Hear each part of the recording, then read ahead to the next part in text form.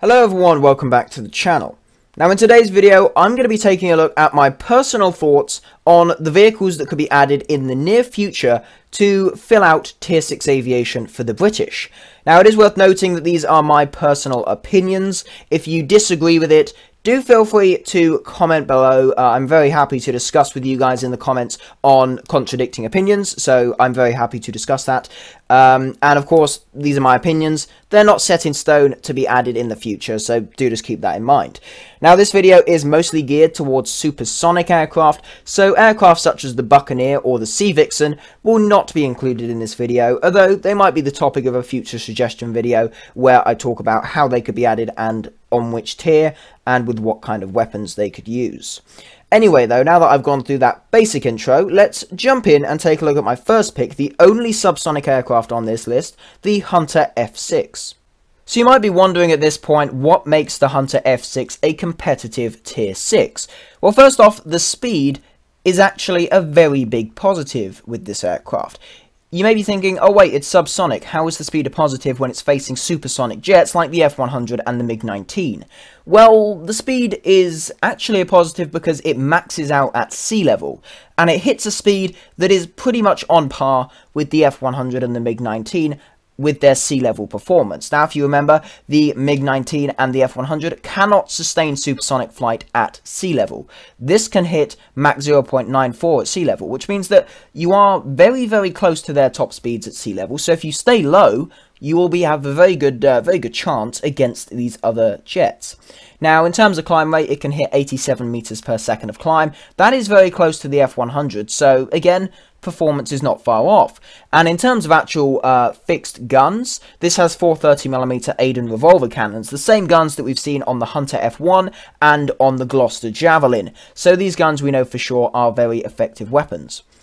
So the Aiden cannons are a pretty deadly armament, but what really makes this Hunter stand out against the F1 is the selection of secondary armaments. First off, you can carry unguided rockets. These can either be 4 Maxwell rocket pods with 18 SNEB 68mm rockets, or these could be 32 Hispano R80 80mm rockets. These are just a selection of unguided rockets, just with explosives on the end. Big solid rocket motor on one end, it just fires. Pretty simple, but what really sets this apart to be a Tier 6 rather than a late Tier 5 is the selection of guided munitions. This being, first off, 4 AIM-9 Sidewinder missiles. It is worth noting that the British variant never actually used any of these guided munitions. These were mounted, first off, the 4 Sidewinders were mounted on the Singaporean version of the F6, and the Sidewinder wouldn't be too difficult to add, mainly because it's already on the F-100, and in a way it is also already on the MiG-19, as the missile that uses, the R3, is actually a reverse-engineered Sidewinder, so, you know, it's not exactly going to be difficult to add. And as well as the Sidewinders, you also have the option to carry some Maverick air-to-surface missiles. The Singaporean version of the Hunter F6 did also carry 4 of these, so effectively you'll have the option between 4 Sidewinders or 4 Mavericks. And it is worth noting, of course, the hardpoints could also carry a variety of unguided iron bombs. Of course, these are basically the most common secondary armament in the game, so it is very likely that if we got the Hunter F6, that would be an option for it to carry. Well, I definitely think the F6 would be a very nice route for players to transition into Tier 6, getting their hands on air-to-air missiles, air-to-surface missiles, and a variety of performance sort of elements that would allow them to get the hang of some of the aspects of Tier 6 that aren't exactly currently present in Tier 5.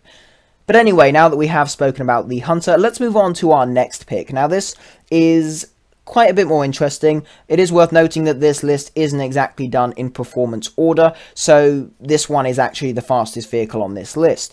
This is the Bac Tsr-2, an aircraft that personally I would really like to see in this game, although the likelihood of it being added is sort of on the edge, as the amount of data that's actually available is incredibly limited due to the fact that in real life, the aircraft only did a very limited amount of flying before the project was actually terminated. Nonetheless, I am going to still speak about it, as it is a fairly interesting jet to speak about, although do just keep in mind that a lot of this data could be sort of misrepresenting the real aircraft due to a lack of information.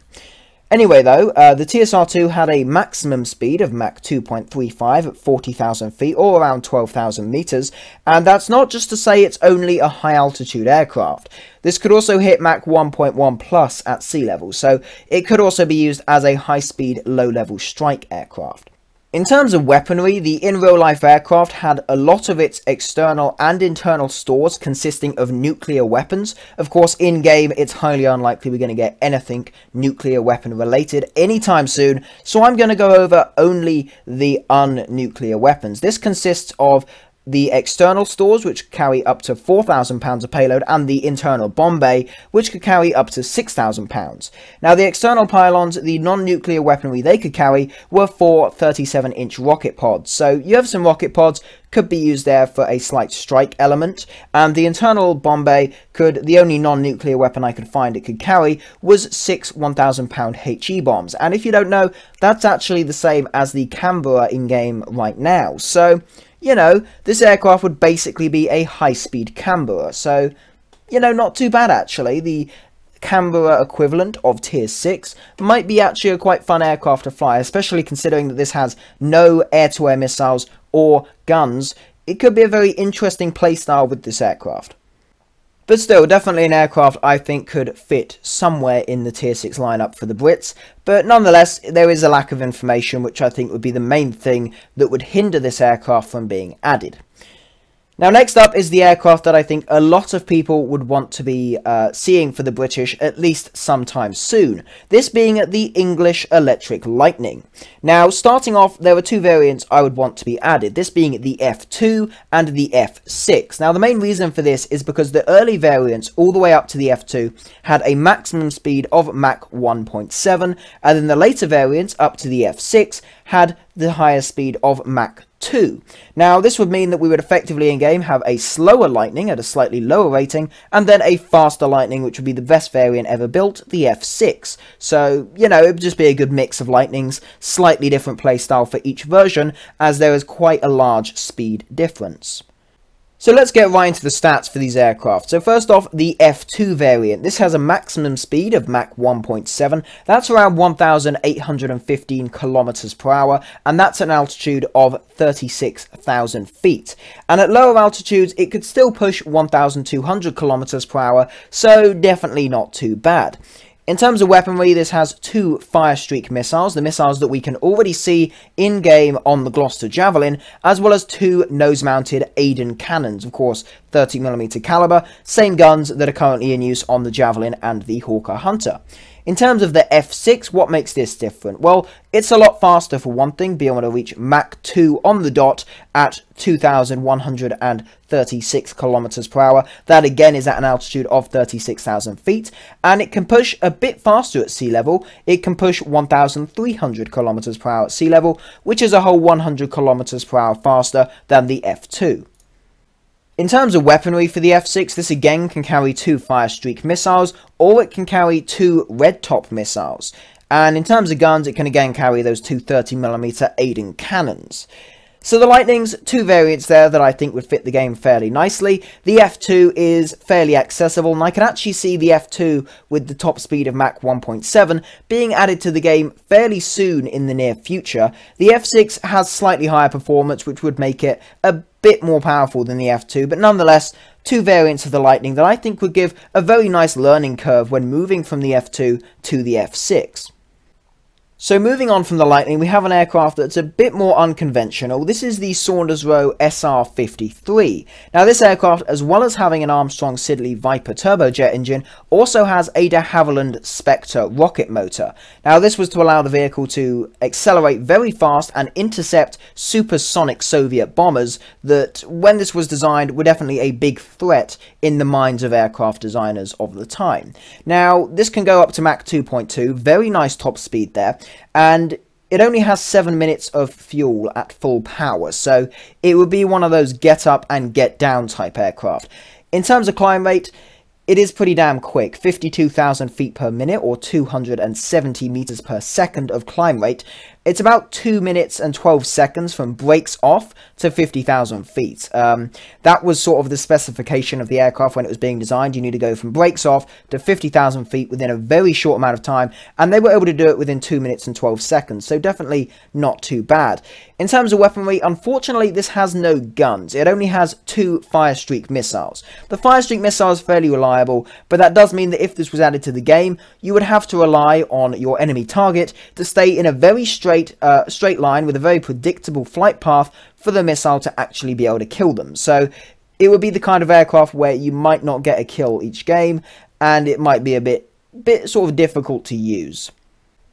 Nonetheless though, just an aircraft I thought would be interesting to chuck in and maybe consider for addition into the game in the future. Now, to finish up the video, I'm going to go through a series of aircraft that I feel would be very cool to be added to the game, and are fairly likely to, considering the fact that basically every nation in the game used them. This is the F4 Phantom. Now, the Royal Air Force and the Royal Navy had 3 variants of the F4, the FG-1, the FGR-2, and the F3. Now, the FG-1 and the FGR-2 are fairly interchangeable. They have the exact same top speed of Mach 1.9 at altitude. If you don't know, that's about 1,386 miles per hour at 40,000 feet, and the weaponry options are basically the same. So I don't see the point of both of these being added, so they might as well add them either in a folder or just add one of them. So basically they're the exact same aircraft, but one of them's an Air Force version and one of them is a Navy version. In terms of weaponry, you have 4 AIM-9 Sparrows or Skyflash missiles underneath the fuselage. I believe these are more long-range missiles, but then on the wings, on the wing pylons, you have 4 AIM-9 Sidewinders. Again, the Sidewinders already in game. Infrared missiles, more of a close-range weapon, only a few miles of range really. And of course, another thing you may know about the Phantom is that it didn't actually have a built-in gun, which is why that these British variants had a gun pod. They had a 20mm M61 Vulcan Gatling gun in a SUU-23 gun pod underneath the fuselage, so that again was something you could have there. And also it could carry on the various pylons up to 180 SNEB 68mm unguided rockets, which again we've seen on, I believe, the FJ-4B and various French aircraft. Now, the real kicker with the F4 is its bomb armament. This could carry up to 11,000 pounds of free-fall bombs, approximately 11 1,000-pound bombs, so that's quite a lot of payload. If you really wanted to, you could probably use this as a bomber and take out a few bases in a game, although, of course, that's not how I would personally use the aircraft, but if you really wanted to, that is what you could do. But now that we've talked about the first 2 variants, there is the final variant of the British Phantom that was a Air Force variant. This was sort of the best version used by the British. This is the F4J, the F3 Phantom, and it's quite a bit faster. Rather than the Mach 1.9 max speed, this has Mach 2.1 top speed, and that's around 1,434 miles an hour, and again, it's at an altitude of 40,000 feet. I believe that the weapons are exactly the same, or at least the secondary weapons are exactly the same as the previously mentioned weapons, the AIM-7 Sparrows or Skyflashes, the Sidewinders, the 20mm Vulcan Gatling gun pod, the SNEB rockets, and the 1,000-pound bombs. So, wide array of weaponry there that you can use with this aircraft.